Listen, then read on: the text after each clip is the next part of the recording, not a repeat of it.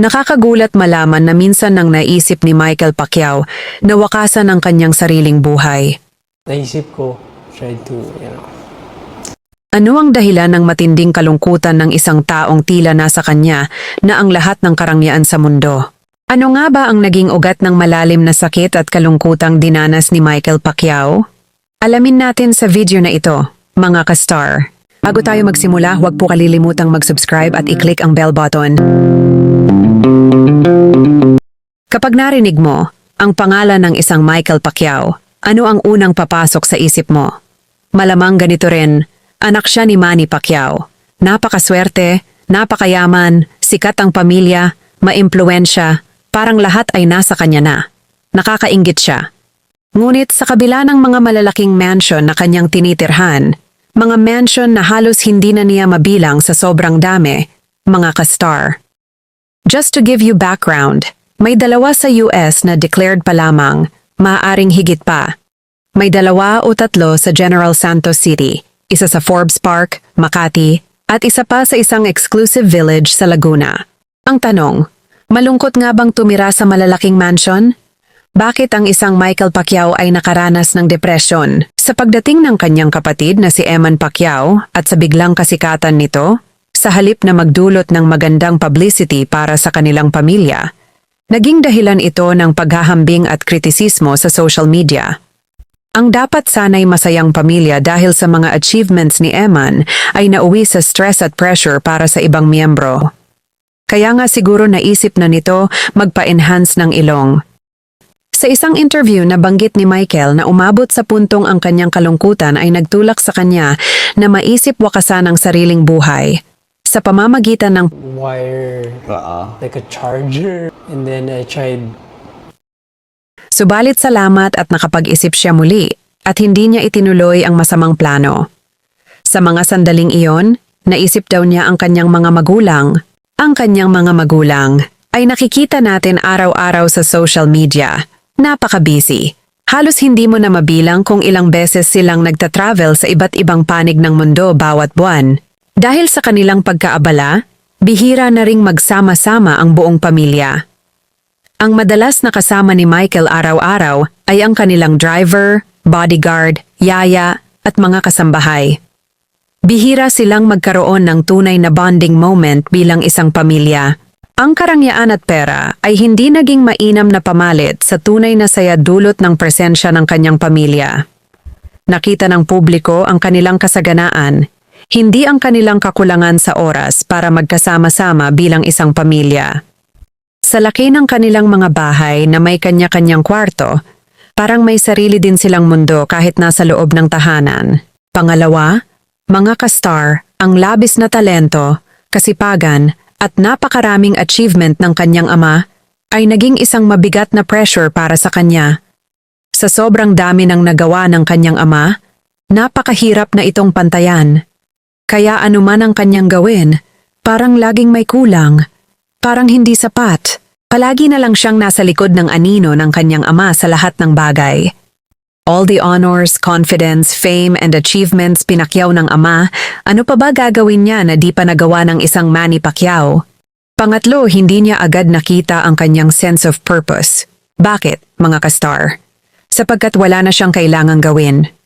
Lahat ay nagawa na ng kanyang ama. Walang pangangailangang pinansyal ang kanyang mga magulang, ang kanyang mga kapatid, at maging siya mismo. Hindi na nga niya kailangang magtrabaho dahil lahat ay naibigay na ng kanilang ama. At dahil dito, ano pa nga ba ang gagawin ng isang Michael Pacquiao? Kung lahat ay mayroon na. Kung lahat ay nagawa na. Nagdulot sa kanya ng kalituhan. Ano nga ang purpose ng kanyang buhay sa mundo? Parang wala, pero pinilit niya hanapin ang sagot. Umalis siya sa mansyon at namuhay na mag-isa sa isang kondo. Pang-apat, dahil sila ay bilyonaryo, siya ay na-deprive ng kalayaang nararanasan ng mga normal na bata. Hindi tulad ng ibang batang malayang nakakapaglaro sa kalsada, nag-e-enjoy sa buhos ng ulan, si Michael Pacquiao ay laging may kasamang bodyguard. Hindi niya kaya protektahan ang sarili. Ang pera ng kanyang ama ang nagbibigay seguridad sa kanya. Hindi niya naranasan ang simpleng kalayaang lumabas ng mag-isa. Kailangan laging nasa loob ng sasakyan, laging may bantay dahil mataas ang risk, posibleng makidnap dahil sa kanilang profile at kayamanan. Sinubukan niyang kumawala. Sinubukan niyang hanapin ang kanyang sense of purpose. Nagtry siyang magboxing. Pero kahit ibigay niya ang lahat ng kanyang makakaya, napakahirap pa ring pantayan ng kanyang ama.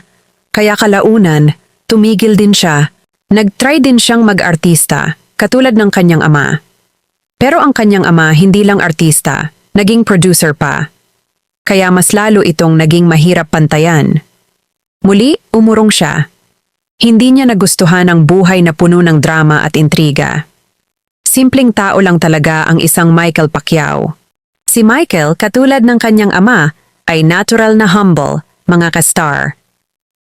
Makikita mo, simula pagkabata ni Michael, malinaw ang kanyang personalidad.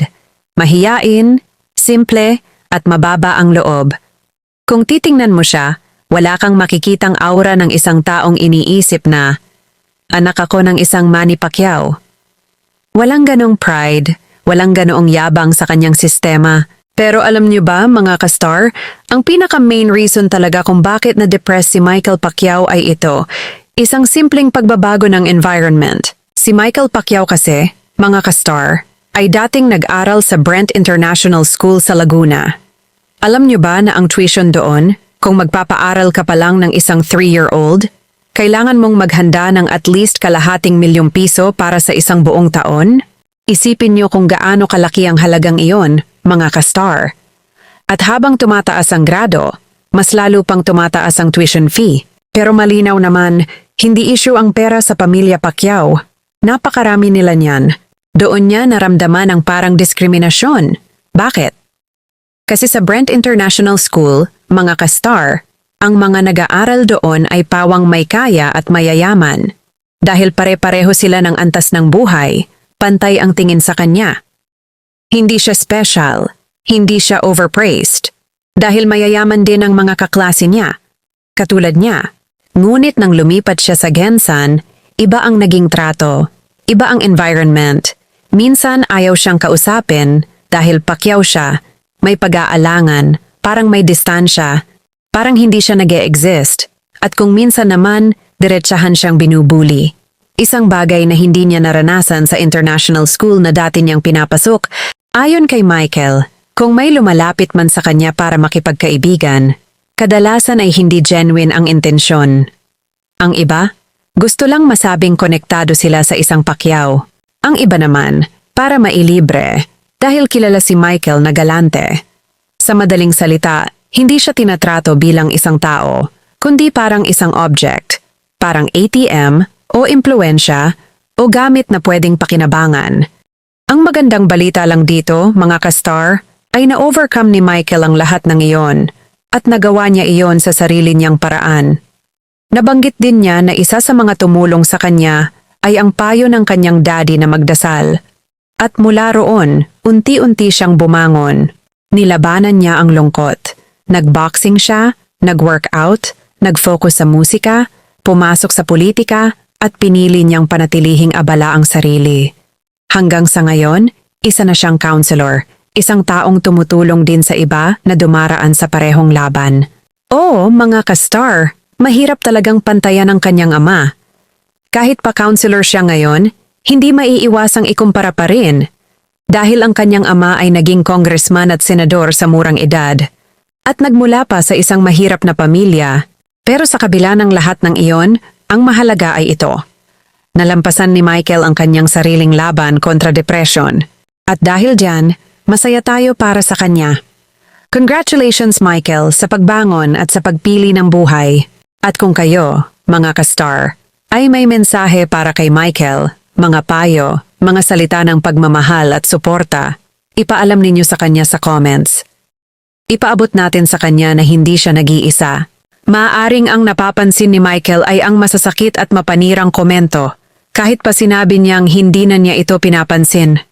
Ngunit ang totoo, maraming tao ang nagmamahal, gumagalang at nakaka-appreciate sa kanya. Hindi lang sila nagkaroon ng pagkakataon iparamdam ito kay Michael. Maraming Pilipino ang tumanggap sa kanya, lalo na sa dati niyang itsura. dahil siya ay may sariling identity. Unique siya. At higit sa lahat, wala naman na sana kailangang patunayan. Ang mahalaga sa ngayon ay maging appreciative sa mga biyayang mayroon siya. Dahil hindi lahat ay may ganoong pagkakataon. May mga taong mas mabibigat pa ang pinagdadaan ng problema. Ang susi sa tunay na kaligayahan ay pasasalamat, tamang mindset, at pagtanggap sa sarili. At higit sa lahat, maging siya lang. Huwag niyang ikumpara ang sarili sa kanyang ama dahil alam niya at alam ng buong Pilipinas na napakahirap pantayan ng isang Manny Pacquiao. Sa halip, maging proud siya na isa siyang Michael Pacquiao, isang pinagpala na kinaiinggitan ng marami. Ito ay isang tunay na blessing. Ang kailangan lang ay appreciation, tamang pananaw, at hindi pag-intindi sa negatibo dahil hindi mo kailanman mapapasaya ang lahat. Mahal ka ng Pinoy, Michael Pacquiao. Kung nagustuhan ninyo ang video na ito, please like and share. Huwag din po kalimutang mag-subscribe at i-click ang notification bell para ma-notify kayo pag may bagong upload dito sa ating channel. Maraming salamat sa inyong panunood mga ka-star. Hanggang sa muli.